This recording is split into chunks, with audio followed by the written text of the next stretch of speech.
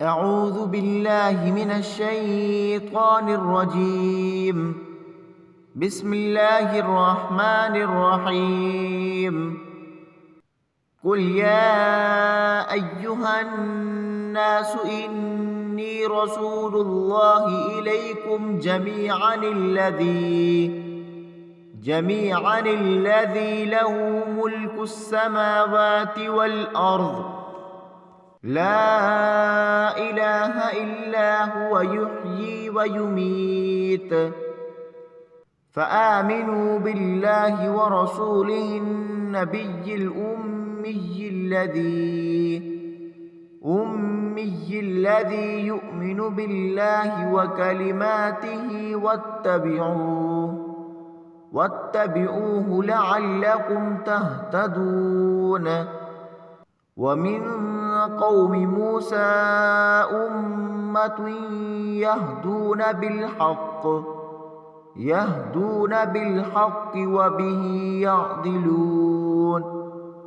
وقطعناهم 12 أسباطا أمما وأوحينا إلى موسى إذ استسقاه قومه أن اضرب بعصاك الحجر فانبجست منه 12 عينا قد علم كل أناس مشربهم وظللنا عليهم الغمام وأنزلنا عليهم المن والسلوى كلوا من طيبات ما رزقناكم وما ظلمونا ولكن كانوا أنفسهم يظلمون.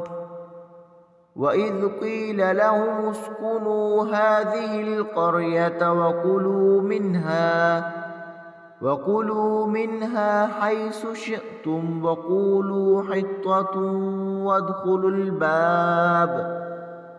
وادخلوا الباب سجدا نغفر لكم خطيئاتكم سنزيد المحسنين. فبدل الذين ظلموا منهم قولا غير الذي قيل لهم فأرسلنا عليهم رجزا من السماء بما كانوا يظلمون. صدق الله العظيم.